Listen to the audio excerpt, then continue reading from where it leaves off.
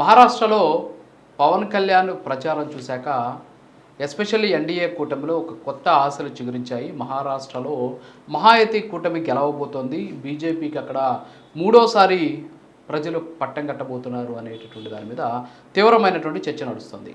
ఇంతకీ పవన్ కళ్యాణ్ మహారాష్ట్రలో ఏం చేశాడు? మహారాష్ట్ర ప్రజలు పవన్ కళ్యాణ్ ఎందుకు అంతలాగా అభిమానిస్తున్నారు? పవన్ కళ్యాణ్ చేసినటువంటి రోడ్ షోకి అంత పెద్ద ఎత్తున క్రేజ్ రావడానికి కారణం ఏంటంటే దీనికి అనేక రకాలైనటువంటి అంశాలు ఇక్కడ ఉన్నాయి. ఎస్పెషల్లీ స్టార్ క్యాంపైనర్ల రూపంలో చాలామంది వెళ్తూ ఉంటారు, ప్రచారం చేస్తూ ఉంటారు, వస్తూ ఉంటారు. అక్కడ ఉన్నటువంటి అభ్యర్థిని గెలిపించాలని చెప్పేసి ప్రతిపక్షాల మీద విమర్శలు చేస్తూ ఉంటారు. ఆ అభ్యర్థికి సంబంధించినటువంటి గుడ్ క్వాలిటీస్ చెప్తూ ఉంటారు. కానీ పవన్ కళ్యాణ్ చేసినటువంటి ప్రచారం నిజంగా అందుకు భిన్నమైనటువంటి అంశం. ఎందుకంటే ఈరోజు భారతదేశంలో మోడీ తర్వాత అంత క్రేజ్ని ఎన్డీఏ కూటమిలో కూడగట్టుకున్నటువంటి ఒక వ్యక్తిగా పవన్ కళ్యాణ్ ఈరోజు చరిత్ర సృష్టిస్తున్నారు. ఎందుకంటే మహారాష్ట్రలో ఆయన పర్యటించినటువంటి మరాఠ్వాడ కావచ్చు, లాతూర్లో కావచ్చు, ఎస్పెషల్లీ షోలాపూర్లో జరిగినటువంటి రోడ్ షో.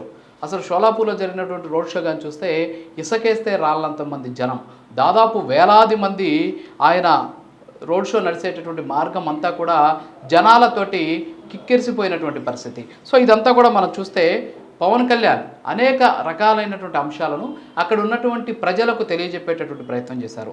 ఈరోజు దేశంలో 6 భాషలు వచ్చినటువంటి ఒక వ్యక్తి. అంటే ఆయన అక్కడ మాట్లాడుతూ కూడా కొన్ని అంశాలను కూడా అక్కడ ఉన్నటువంటి ప్రజలను ఆకట్టుకోవడంతో పాటు ఎస్పెషల్లీ రాజకీయ నాయకులు ఎలా ఉండాలి, ప్రాంతీయ పార్టీలకు సంబంధించినటువంటి నేతలు చుట్టుపక్కల ఉన్నటువంటి రాష్ట్రాలతోటి ఏ విధమైనటువంటి సంబంధాలు కలిగి ఉండాలి అనేటువంటి అంశాన్ని కూడా ఆయన అక్కడ ప్రముఖంగా లేవనెత్తారు.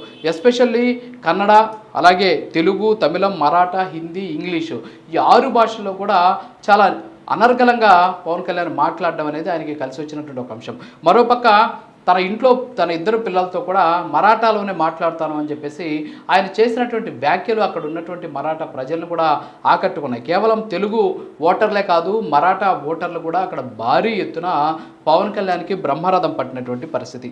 అంతేకాకుండా ఆయన మాట్లాడినటువంటి ప్రతి మాట ఒక కనెక్టివిటీని క్రియేట్ చేసింది. ఎందుకంటే అక్కడ ఉన్నటువంటి ప్రజలందరినీ కూడా ఒక కనెక్షన్ని క్రియేట్ చేసినటువంటి పరిస్థితి. ఎస్పెషల్లీ జాతీయ భావజాలంతో ఉద్భవించినటువంటి పార్టీలు ఈరోజు 2 ఉన్నాయి. ఒకటి జనసేన, ఇంకోటి శివసేన. శివసేనకు సంబంధించి కూడా ఆయన కొన్ని వ్యాఖ్యలు కూడా చేయడం జరిగింది. సో జాతీయ భావజాలంతో 2 పార్టీలు పుట్టాయని చెప్పి చెబుతూనే మరోపక్క మహాయుతి కూటమి గెలుపు మహారాష్ట్రకు ఏ విధంగా అవసరం అనేటటువంటి అంశాన్ని ఆయన అక్కడ ప్రముఖంగా లేవనెత్తారు. మరోపక్క ఈరోజు మహారాష్ట్రలో ఉన్నటువంటి 288 అసెంబ్లీ నియోజకవర్గాల్లో 50 నియోజకవర్గాలకు పైగా తెలుగు ఓటర్లు గెలుపోటముల మీద ప్రభావం చూపిస్తూ ఉన్నారు. ఈ నేపథ్యంలోనే నరేంద్ర మోడీ కావచ్చు, అమిత్ షా కావచ్చు, అలాగే బీజేపీకి సంబంధించినటువంటి పెద్దలు తీసుకున్నటువంటి నిర్ణయం ఆ పార్టీకి అక్కడ ఎన్నికల్లో గెలుపుకు చాలా కలిసి వచ్చేటటువంటి అంశం అని చెప్పుకోవచ్చు. ఎందుకంటే 19వ తేదీతోటి అంటే 20వ తేదీ ఎలక్షన్ నడుస్తుంది, 18వ తేదీ సాయంత్రం 5 గంటలకల్లా కూడా ఈ ప్రచారం ముగిసింది. కానీ 16, 17 తేదీల్లో పవన్ కళ్యాణ్ ప్రచారాన్ని అక్కడ నిర్వహించడం వల్ల వచ్చేటటువంటి మైలేజ్ని గుర్తించి ఆ డేట్ ఫిక్సింగ్ కూడా అంటే పవన్ కళ్యాణ్ ప్రచారం చేసేటటువంటి ఆ డేట్లను కూడా చాలా ప్రముఖంగా తీసుకున్నారు. వాటికి కూడా కాస్త ప్రాముఖ్యత ఉండే విధంగా కూడా చర్యలు తీసుకున్నారు. అంటే దాన్ని సెలెక్ట్ చేయడం కూడా చాలా జాగ్రత్తగా సెలెక్ట్ చేసినటువంటి పరిస్థితి. దీంతోపాటు ఆయన అనేక రకాలైనటువంటి అంశాలను అక్కడ మాట్లాడారు. ఎందుకంటే అక్కడ ఉన్నటువంటి స్థానికులతోటి కనెక్టివిటీని ఏర్పాటు చేసుకోవడం కోసం మరాఠీలో మాట్లాడారు, హిందీలో మాట్లాడారు, తెలుగు ఓటర్లను ఆకట్టుకునేందుకు తెలుగులో మాట్లాడారు.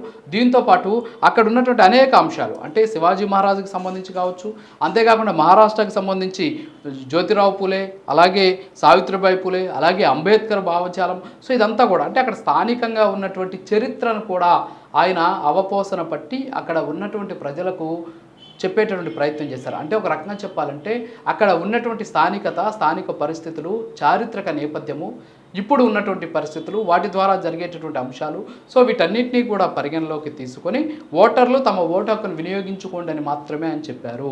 అంతేగాని ప్రతిపక్షాల మీద తీవ్రస్థాయిలో విమర్శలు చేయడం వలనో, లేకపోతే ప్రతిపక్షాలను తిట్టడం వలనో, ప్రతిపక్షాలకు సంబంధించినటువంటి అభ్యర్థుల మీద నిందలు మోపడం వలనో ఎన్నికల్లో గెలవము అనేటటువంటి అంశాన్ని పవన్ కళ్యాణ్ ఇక్కడ చెప్పకనే చెప్పారు. ఆ ప్రాంతానికి సంబంధించినటువంటి ప్రజలకు ఏదైతే కనెక్షన్ ఉంటుందో, కనెక్టివిటీ ఏర్పడుతుందో ఆ అంశాలను మాత్రమే ఆయన అక్కడ లేవనెత్తినటువంటి పరిస్థితి కనిపిస్తుంది. ఎస్పెషల్లీ చరిత్రలో అంటే కొన్ని వ్యాఖ్యలు కూడా ఆయన చేశారు. చరిత్రలో ఉన్నటువంటి అంశాలను కూడా ప్రతి ఒక్కరు కూడా గుర్తించాలి.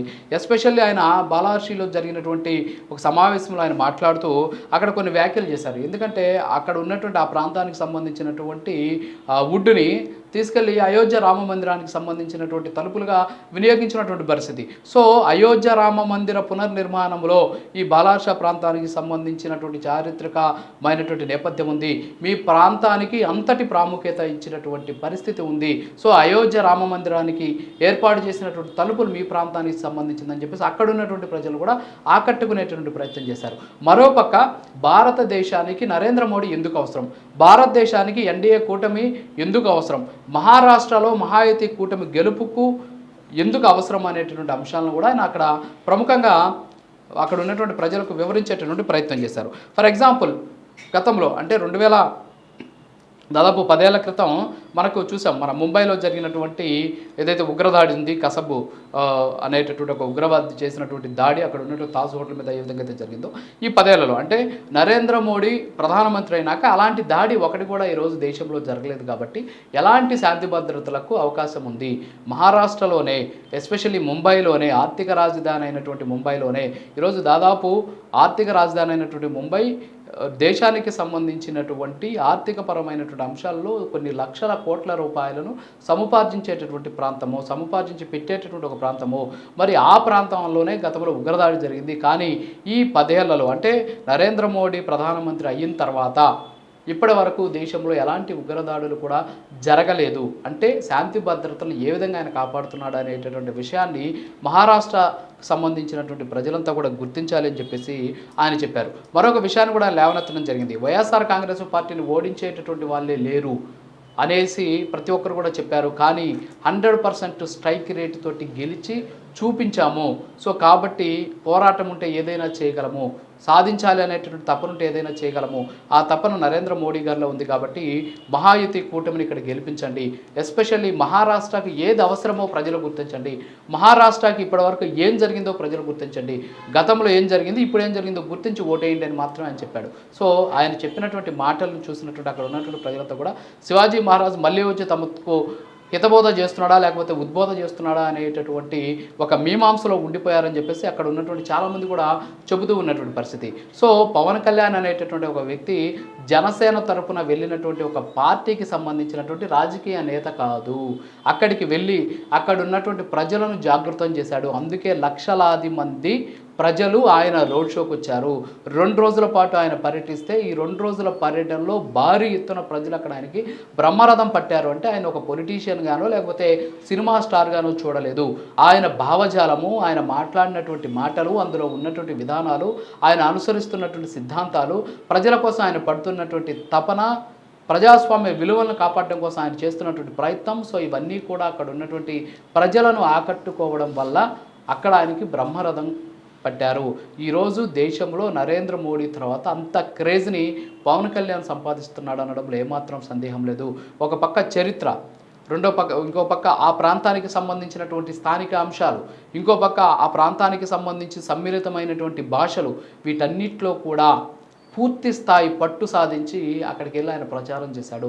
ప్రచారం అంటే ఏదో వెళ్ళి అక్కడ పొలిటికల్గా ఉన్నటువంటి నాయకులతోటి మంత్రాలు చేయడమో, రాజకీయ రహస్య ఒప్పందాలు చేసుకోవడమో కాకుండా వెళ్ళినటువంటి పనిని అక్కడ ఉన్నటువంటి ప్రజలకు ఏం కావాలి అని చెప్పి తెలియజెప్పేటటువంటి ప్రయత్నం చేశాడు. అది కూడా పూర్తి స్థాయి పట్టు సాధించి పూర్తి స్థాయి సమాచారంతో వెళ్ళి అక్కడ ఉన్నటువంటి ప్రజలకు తెలియజెప్పే పరిస్థితి పవన్ కళ్యాణ్ తీసుకొచ్చారు. కాబట్టి పవన్ కళ్యాణ్కి ఆ స్థాయిలో బ్రహ్మరథం పట్టారు.